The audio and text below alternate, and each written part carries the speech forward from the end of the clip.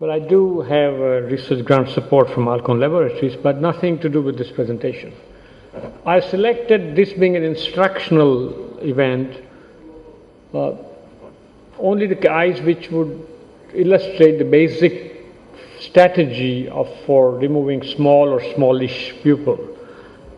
I recommend using iris retractors either from the beginning or any time you are in trouble for the field. Do not hesitate. My films won't show that, but this is the fundamental. I selected this to illustrate the strategy that, if you remember, you can do with the hooks or without the iris retractors. And that revolves around the fundamental principle that iris, and that applies to Flomax or Eiffel syndrome also. What is happening is that the pressure in front of the iris should be more than the pressure behind the iris in the posterior chamber. If the fluid pressure or the viscoelastics go behind the iris excessively, they will push the iris towards the incisions, and even if they don't push, they will constrict the pupil. So fundamental is the make sure that you do not produce a raised pressure behind the iris by excessive fluid, raising the bottle height. And the commonest thing which happens, because the small pupil, we believe that raising the bottle height will give more fluid and it will dilate. That doesn't happen. In fact, it's just the contrary. So please do not raise the bottle, but in fact, as you see in the second point, use a lower bottle height than you would have otherwise done it, so that there is no chance of extra fluid going behind the iris. And because you have a low input, low bottle height, you cannot suck it out, aspirate out beyond a limit. So the input and the output aspiration flow rate has to match. So if you are using, say, 25 cc flow rate in a general case, reduce to 20, 18 or whatever. My aspiration flow rate, all cases, is 20 cc per minute. And therefore I will reduce to 16 or something and reduce the bottle height from 60 to 30 or 35. So I want tranquility, no turbulence, not too much fluid going in and out. And the interrupted energy, pulse, burst, whatever you have in your machine, please do that rather than the continuous modality. And if the cataract is dense, you will need different phases or stages, and remember that each phase will have different parameters. For example, if you are one of those who want to sculpt and create a space before you divide, whether it's a 4-quadrant or a chop technique, the bottle height has to be not more than 50 centimeters in a normally healthy eye with the small pupil. An aspiration flow rate and the energy will be the energy will be proportional to the density, but flow rate will be 14 or 16 cc per minute. So the damage occurs from the beginning. You introduce the phaco probe first thing and with high bottle, and the iris sort of wobbles, and then you've done it. Once the iris is stimulated, the blood aqueous barrier breaks down and it will liberate the mediators, and then as you progress, the pupil will come down and down and down. So the precaution starts from the word go. Before the moment you enter, you need to enter with the right parameters. Start with a lower bottle height and raise the bottle height if you think it's not able to maintain that chamber. So this is a dense cataract, and therefore I had to have a decent energy, and I suggest these kind of chop techniques in small pupil because horizontal chop, which is very effective, the most effective chop action is Nagahara or horizontal, but you need to put it blindly under the small pupil. So if you can do this vertical chop, it's better, but if you want to do horizontal chop, and I do that with small pupil quite often, you need to be careful and see that your microscope has a good visibility. But notice the flow rate there. The flow rate is not more than 14 here, and the bottle height is 15 figure less than this, about 50 here in that case. So the pupil is still the same. Now when you divide, remember you don't need again rise in bottle height, because the vacuum will build up only when you occlude, and when you occlude there is no flow rate. The fluid doesn't go out through the tubes to the tip, it's clogged. So higher the bottle height, the fluid will go behind the iris. So during chopping, if at all you reduce the bottle height from sculpting stage, but certainly not more than what you had in sculpting. Even if your preset vacuum could be 500, 700, 300, doesn't matter. Because the vacuum will build up only when you totally occlude it, and at that time there is no flow, so the only flow is in the input. So don't have too much of input, once again. And I use 14 cc, but you can use 16, 18 or whatever. So I selected this SAMI kind of dilated pupil so that to illustrate the principles, but you can do the same with the as small pupil as you can handle.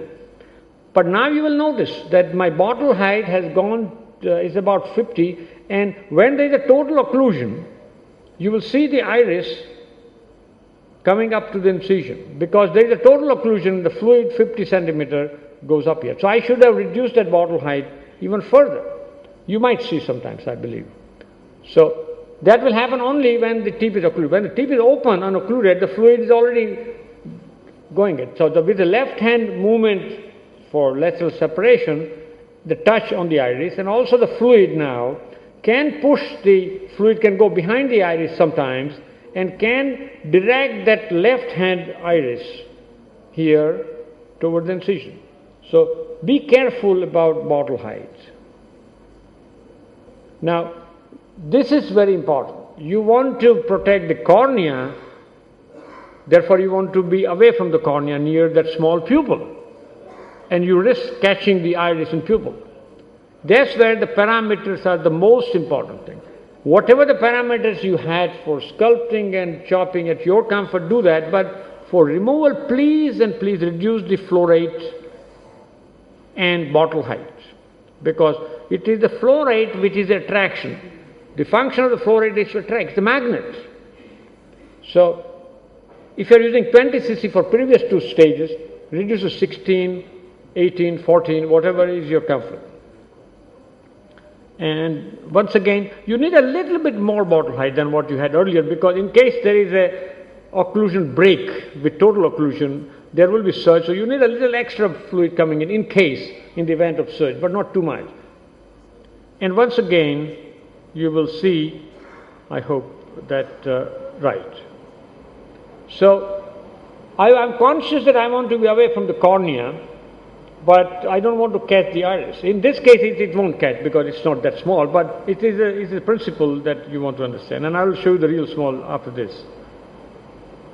So you will see that whenever there is a total occlusion, there is more fluid pushing the iris somewhere, either the second port, look at it here. The total occlusion, iris is pushed, because all the fluid, which is now 60 centimeter, is pushing. It didn't push it with 50 centimeter. With 60 centimeter now, that I have raised the bottle height by 10, anytime there is a total occlusion, the pupil will go back. And every time it goes, it liberates, as I said, and the pupil is coming down now. So little movement of the iris, or a flutter of the iris, is enough to bring that pupil down as you progress. And now my tip is facing to the posterior capsule most of the time, and I'm removing that epinucleus with the same stuff, okay? And now the IA part. IA part is bimanual is something I think you should do that, but before that I just want to touch on this thing, and the newer technology like Centurion has addressed this question. If you have a high flow rate, you will have to have a high bottle height, and therefore you will have more fluctuation. The minimum IOP will be 80 here, and a lot of fluctuation with that. As opposed to when you have your flow rate is 20 centimeter, you see that the IOP is almost constant and is about 40, 50 millimeter of mercury. So that's the impact on the bottle height and flow rate in any eye, but more so it would be in the small pupil. Now bimanual is something I think is mandatory in small pupil. There is no way I can see without prolapsing the iris and going behind and fluttering the iris that you can do with coaxial. So bimanual is something we need to do that. Swap your IA probe and thing, and then you should be able. Sometimes you can retract with the iris. And once again, putting that IOL also is more or less same. Make sure you put it vertically down, little more vertically than you would, so that first thing the haptic when unfolds will touch the posterior capsule. We want that haptic to glide on the posterior capsule to be going in the fornix, which is away from you. And then you can do that, and you can remove that with the fluid and whatever else. So that's not a big deal. So I'll just show you, even if I know that probably time is gone. This is an IFIS case, a patient on a prostate medication for some time. And on the same principle, here you will see more power because it's really a dense vacuum, and you will see more flutter than others, but still it's manageable, adhering to that strategy. So the bottle height here now is 30. The 42 figure you see on the top is actually the 12 or 15 more. So this is the bottle height.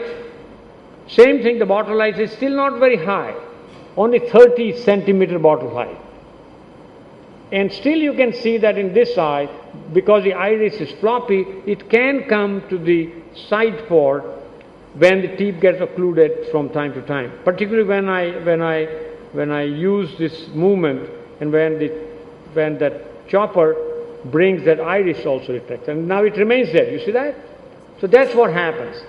So reduce the bottle height so that there is no push of the fluid from behind the iris, and otherwise it will prolapse and you will bruise the iris every time you enter and re-enter, and you will iris chafing to that port, and you will see that white little signature of yours post-operatively under the incisions. So this is what that principle of the chop. And once again, keep protecting endothelium, particularly with these denser cataracts, and be conscious of the plane. And I use viscoat, and I recommend viscoat, but once again I raised the bottle height, I think, to 50 centimeter, because I needed 300 or so vacuum, and you can see that iris is peaking from time to time when it gets occluded.